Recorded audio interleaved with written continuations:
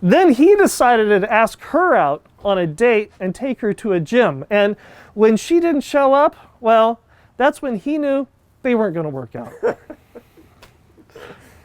Oh, welcome to Small Business Celebration. We're continuing our series on small business owners who are rising from recession. And our guest this week, well, he is going to coach business owners on the next steps to success. Come on in.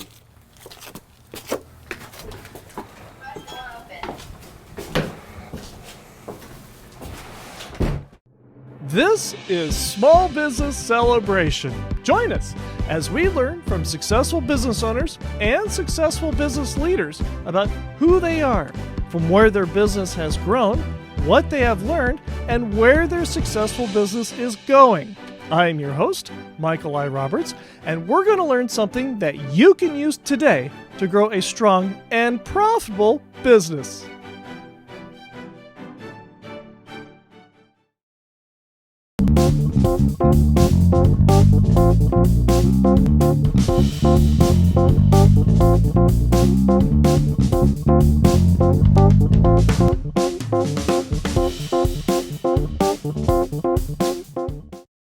We're here with Dr. Justin Hiebert, the owner of Next Steps Coaching. Welcome to Small Business Celebration. Thank you for having me. For Visioneers who don't know who you are, who are you, and what is it that you do? Yeah, my name is Justin Hiebert, and I provide executive coaching and HR solutions to business owners, leaders, and world changers in their organizations so that they can get the most done with the greatest impact and influence.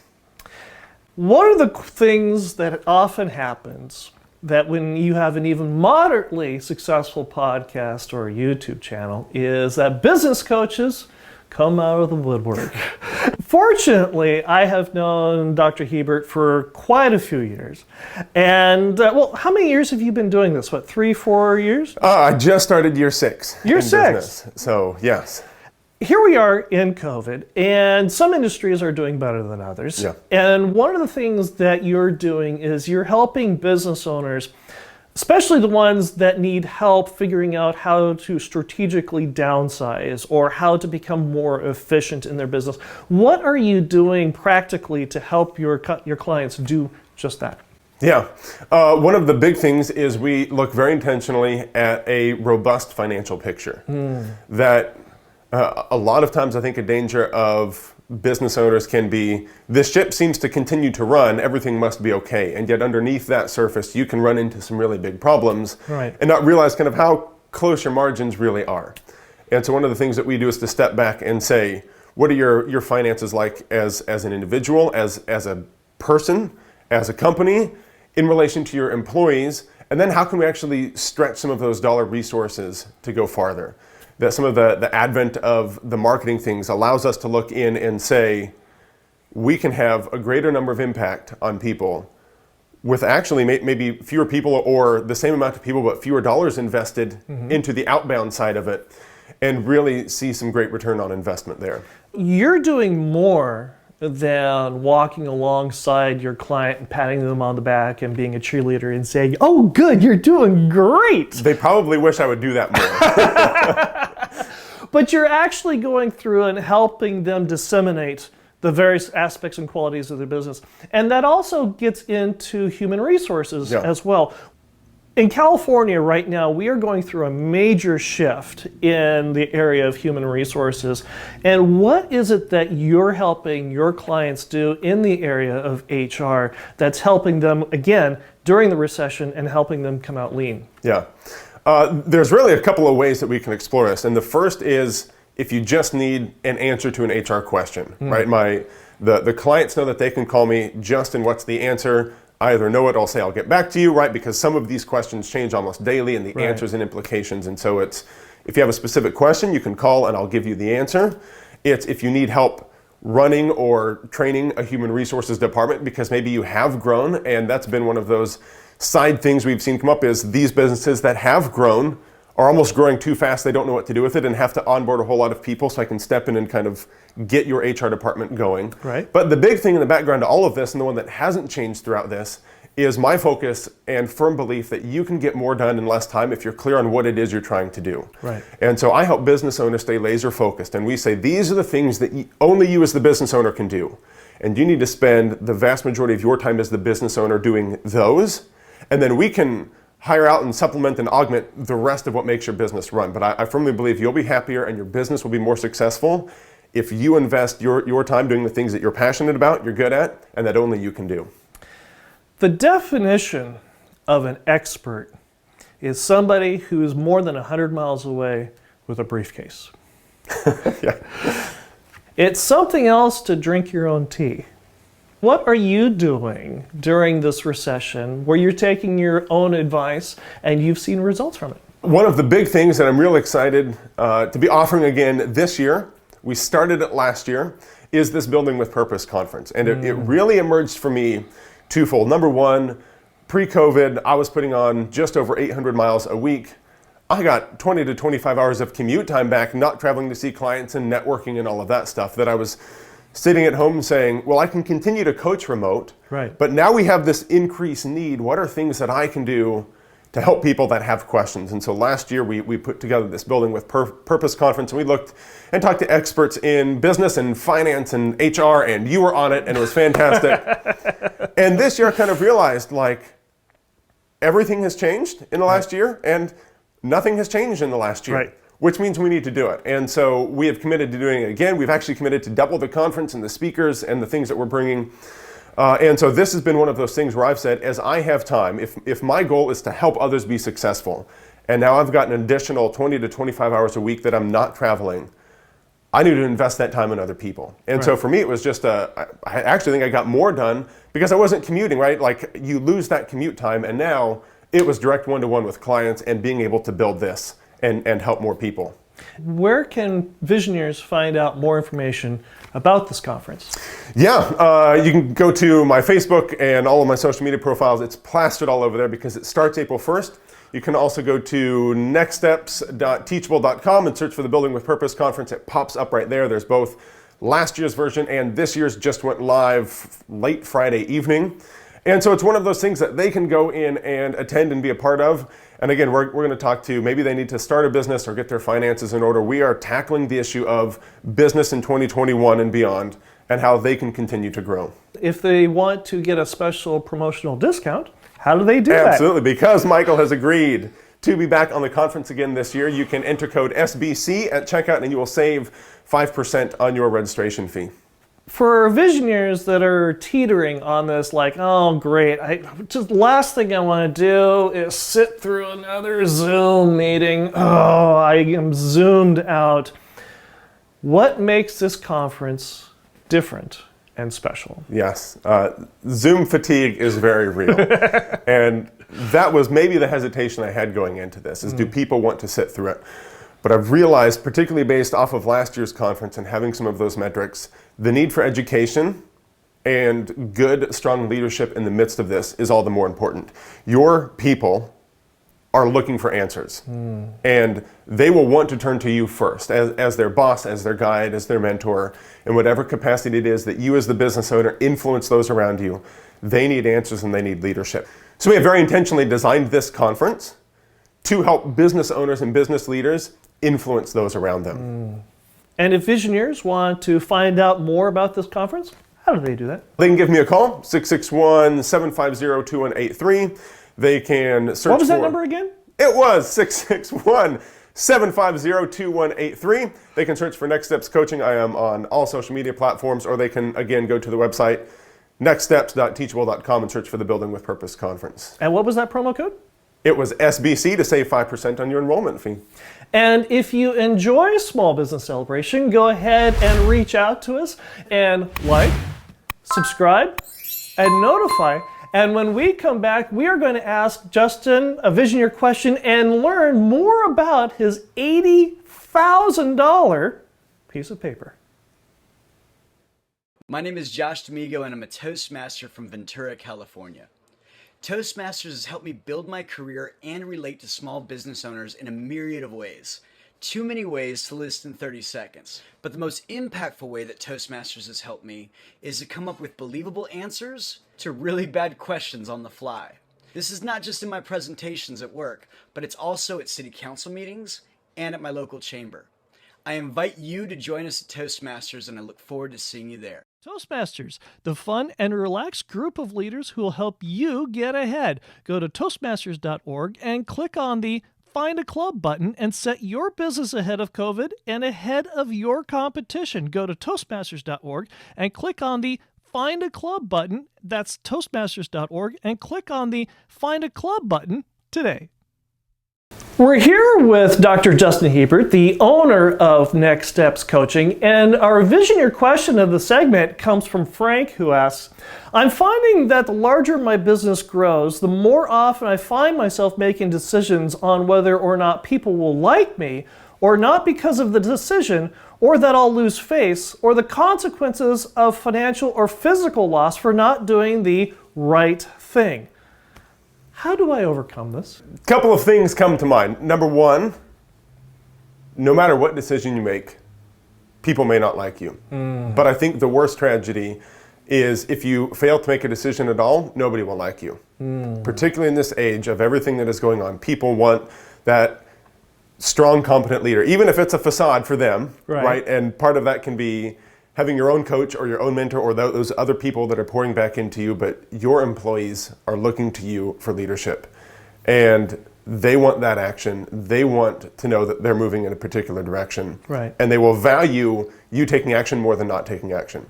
And then I think the second thing is just the realization that sometimes we learn on the go. And that's the way the best innovation and the best business happens is let's try it. And one of the changes we've made for clients is let's call this an experiment and let's try it for 6 weeks. Right. And if the experiment works, let's amplify it. And if it doesn't, let's change. And that gives them a bit of flexibility to say, I don't have to have the right answer all the time. No, you don't. Is it important for the business owner who says, okay, I've got this 6-week experiment that I'm doing. Is it okay for the business owner to convey that to his or her employees? Absolutely. And I think that they value that transparency. Because as everything is shifting, it's an honest assessment of this is where I think we're at and where we need to head. And this is what I think is going to get us there. So we're going to try this new product. We're going to attempt this new service. We're going to try this new outreach campaign. And I want you to help me track it. And if we need to amplify it at the end of 6 weeks or at 4 weeks, we can tell it's working well, let's do it. But I also want you to come to me with your concerns, with the things that you don't think are working, and we're not going to be afraid to continue to pivot. Because as everybody figures this out, your ability to adapt into that space is going to provide them reassurance.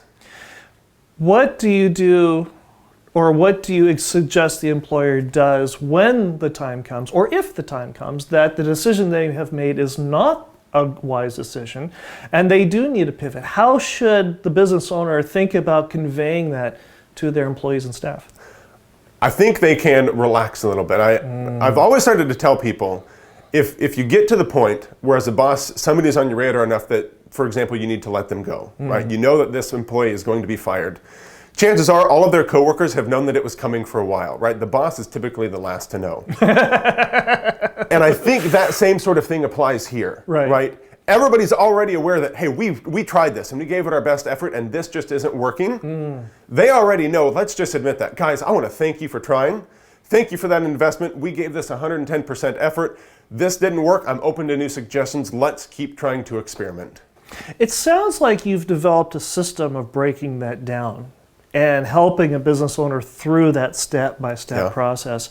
Very briefly, without going into the weeds too much, what is that process? Yeah, so part of what we do is when somebody reaches out to me, we start with this. Our first quarter is built around this idea of the executive playbook. And it's these fundamental habits that you need to get firmly in place to experience success in all areas of life. So we talk goals, we talk habits, we talk calendar, we talk about how to beat that negative self-critic, and we talk about trying to live your ideal life.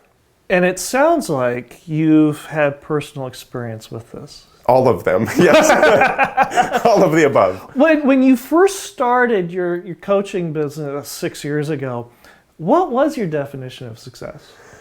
Yeah, I'll be honest. I think when I started the business, I'm not sure I had a definition. Like for me, it was very much that sort of experimental mindset. So I started coaching as a part of my doctoral program. When my coach said to me, so at the time I had a coach, his name was Michael. Great name. Well, a wonderful name. Love it. And I was researching leadership burnout. Right. And I came to him and I said, Michael, I just wish something could be done. And he said, Justin, you can do something. And that for me was just this like, I can. And so I suppose maybe that very earliest definition was, I want to figure out how to help people that are feeling this burden of burnout. As a leader, I'm called to help others, but I'm just so tired I can't. Right. My very early definition was, I think I want to try something with that, but I had no clear idea that it was going to turn into a business and a long-term venture. How has your definition of success changed? I firmly believe that I can have the maximum amount of influence without needing to be a workaholic consumed by my job. Okay. And so one of the things that I make very clear is I have times where I'm on and I work and my clients have access to me. Right. And there are times where I am with my kids, I am with my wife. And that definition of success has been, I don't want to build a strong and profitable business. I don't want to influence the world. I don't want famous people to come to my funeral. And yet my kids say, man, we had lots of money and a great life, but my dad was a real jerk. Right. Right. I'm very intentional about that work of what it means to be a well-rounded person. I invest all of my energy that I need to into my business, but then I turn around and do it with my wife, with my kids, with my hobbies, with my family, so that I have this cherished and joyous life where I get to enjoy any element that I'm in. It sounds like you've learned this lesson the hard way. Yes. How so? One of the great things about studying burnout is it lets you aware of when you're facing burnout. And I got to that point a number of years ago. And what were the symptoms of burnout? Perpetual exhaustion. If you are unable to see that today's a new day and there's new possibility. If you are just exhausted and can't see the positive side of life. If you're struggling to take care of your own emotions, if you've noticed your eating habits are going by the wayside, if you used to enjoy activity and now you're like, you know what, I got sweatpants on, that's close enough to working out. And that's not a one-off thing, right? The symptoms of burnout is that becomes part of the routine. And that became part of your routine. That became part of mine. And I would wake up, and this was when coaching was part-time for me. And so my full-time job was just like, it was a grind, and I don't want to go back to work again. And so I would find so much life. There was this disconnect of I find so much life in coaching and getting to help people. And at the same time, I couldn't reconcile all of that in myself. And it was me being able to be honest and say, this situation had its purpose, had its blessings, had its moment, and that is no longer the case. And then being able to get free from that, and then stepping back into perspective and say, oh my goodness, I was burnt out, and I'm so glad I got help, and I'm so glad that I got a coach, and I'm so glad that I removed myself from that situation. And then it just continued to refine the need for that all the more. Do you have a coach?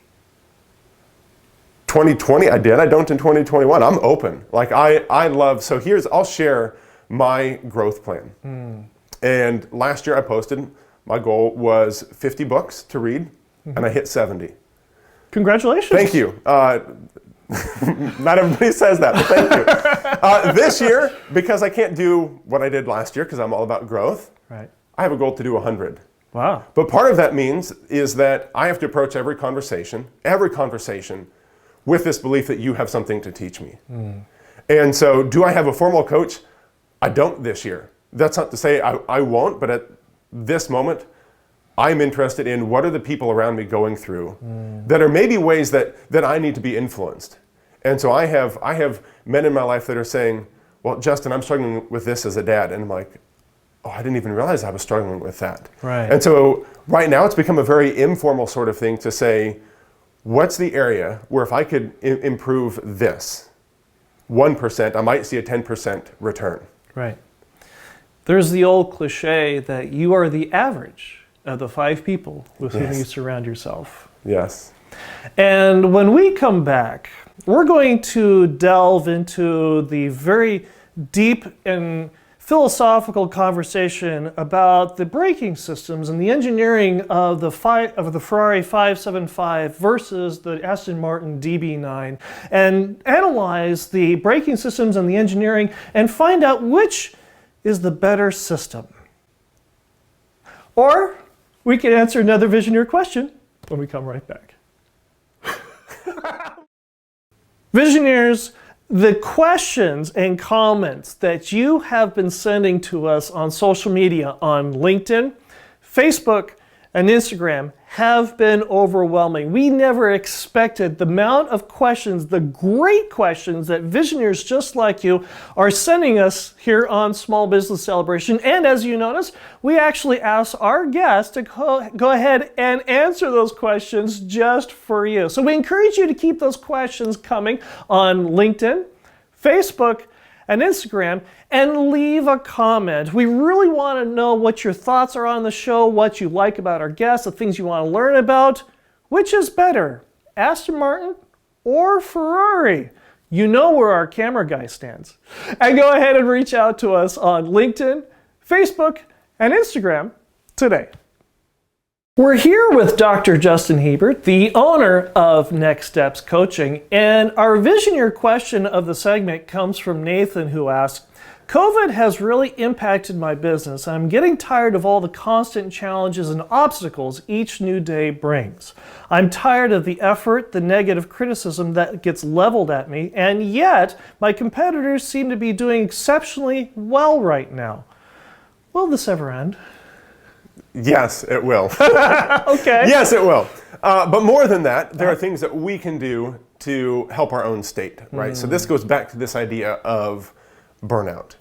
And if you are focused on those immediate negative things, I can promise you that burnout is going to happen. And so part of the way you fight that constant negativity is to find something outside that brings you joy. Okay. Is it maybe starting a side venture just for fun? Is it discovering a new hobby or picking up an old hobby? Is it turning off the news and reading a book? Is it one of my favorite things is there's this story of a prophet who's saying, you know, God, I'm tired and I just want to end because I'm so sick of putting up with this. And the response from the heavens is, you're tired and you're hungry. Here's some meat, go take a nap. And then he wakes up and he's like, hey, look, everything's better. Right? And sometimes in the midst of those overwhelming, unprecedented circumstances and that constant negativity, if we internalize that without something life-giving that we're pouring into, burnout happens. And so find something that brings you joy and do it for no other reason than just it makes you happy. One of the things that you just spoke about is getting out. Yes. What do you do to get out? Out. I love being out. I could spend all day outside. Okay. And that's part of the reason we love the California weather and summer coming up. And like I'm already like, how many days till I can be at the pool? Right. I love being out. So first of all, for me, it's any sort of physical activity. Lifting weights, running, whatever it is, I always do it outside, even if the weather's bad, because there's something about being outside. But I also just enjoy being in nature. Any sort of camping routine or getting ready to plan one with my son. I love riding my motorcycle, things that just get me out. What kind of a motorcycle do you have? I have a 1998 Honda Shadow, and I bought it when we were getting ready to have our third kid. Right. And I told my wife, I said, I need to get out of the city. So you're either letting me buy a motorcycle or I'm going camping every single weekend, and I'm not exaggerating. And she goes, I guess you're getting a motorcycle because I'm not doing weekends by myself. Right. So for me, it's literally is just getting out and the benefits of the sun and the breeze and escaping the noise of the city and of business life is restful to me. And you're extending this idea to each of your sons. Yes. So we have 4 kids. We have 2 of each, and my boys, starting at age 8, which is where our oldest one is, gets a special camping weekend with Dad, where we're going to go start a fire and we're going to go out into the woods and we're going to camp it and rough it for a weekend. Right. But more than that, we're also going to talk about what it just means to mature. Right? Life is getting ready to come at him at an unprecedented rate, and things like puberty will be starting soon. Right. And what does it mean to actually develop into a man and to love and to care and to serve and to be guided by mission and purpose in ways that are serving of others and not predominantly ourselves. And so we're planning that first trip shortly after this episode airs, actually, to go and start that journey together. Now, eagle-eye Visioneers out there may have noticed that I never got to the $80,000 piece of paper that I tossed to at the end of the first segment. Dr. Hiebert, would you show us that $80,000 piece of paper? I do. It is right here. And if you want to go to doctoral school, you too can have an $80,000 paperweight that nobody will ever read. And the reason I bring this up is that we make it a point on this program to distill the habits, the successful habits, the thoughts of successful business owners so that you can choose whether or not to spend $80,000 on a very expensive paperweight. And before we close this out, tell us the reason why you got your doctorate. Yeah. I started, a number of years ago, a lifetime ago, it feels like now, I was actually a pastor at a church, and I was charged with leading these people, and I realized I didn't know what I was doing. And so I started saying, here I am in this position, they're asking for help, where can I go to get help? And as a person with an academic inclination, that seemed like the logical choice. And that has become a forever grateful part of my journey because that introduced me to coaching and that has taken me down this career path. But it started with this idea of, as I lead this church and I try to stay healthy, how do I get the help that I need to continue to provide the good influence that others are looking to me for? Right. What makes you get up every morning and open up your business? Yeah, I am excited by a couple of things. Number one, people's stories and getting to be a part of this human story and all that this world has to offer. Number two, it's the chance for me in a variety of ways every single day to find something to get better at. And some days, quite honestly, that is, I want to be better at turning off my business and being present with my kids. And someday it's, I want to help this person reach their target market and grow their business. But that thing that, when my alarm goes off, no joke, at 4:15 every morning, I'm excited because it's the chance for me to say, something's going to happen today that if I'm paying attention gets me better and allows me to serve other people. And that's very exciting to me. And if people want to discover some of this new and exciting information and the growth for themselves, how do they do that? Yeah, best method is either through my phone. You can call me 661-750-2183. What was that number again? 661-750-2183. Or you can email me, justin@justinhiebert.com. And I understand you've got a conference coming up. I do. We have the Building with Purpose Conference. You can go to nextsteps.teachable.com and search for the Building with Purpose Conference and enter code SBC and you will save 5% for your attendance. Dr. Hiebert, this has been a real pleasure. Thank you very much for being on Small Business Celebration, and I'm looking forward to you and your conference. Thank you. It's been a real pleasure to be on. My name is Josh D'Amigo, and I'm a Toastmaster from Ventura, California. Toastmasters has helped me build my career and relate to small business owners in a myriad of ways. Too many ways to list in 30 seconds. But the most impactful way that Toastmasters has helped me is to come up with believable answers to really bad questions on the fly. This is not just in my presentations at work, but it's also at city council meetings and at my local chamber.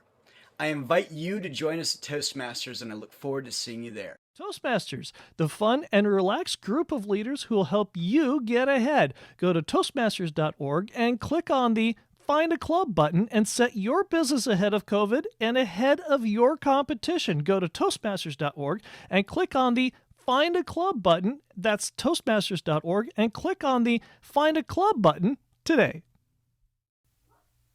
Who is a Visioneer? A Visioneer is a business leader who is a pioneer that has vision. A Visioneer is someone willing to see the world not as it is, but as it could be, and is willing to do something about it. A Visioneer is ethical, smarter, faster, and leaner than the mainstream competition. A Visioneer gives value first because Visioneers are in the business for the long haul. Visioneers understand the difference between saving money and earning a profit. Visioneers define their destiny. Visioneers create their own luck. Visioneers surround themselves with successful, like-minded people. Visioneers are renegades who defy the mainstream competition and are ready to change the world. Are you a Visioneer? Join the Visioneer tribe with Small Business Celebration on LinkedIn, Facebook, and Instagram today. And our guest this week owns the next... Okay. Well, let me rephrase that question. Okay. It's a great thing about editing. Yes.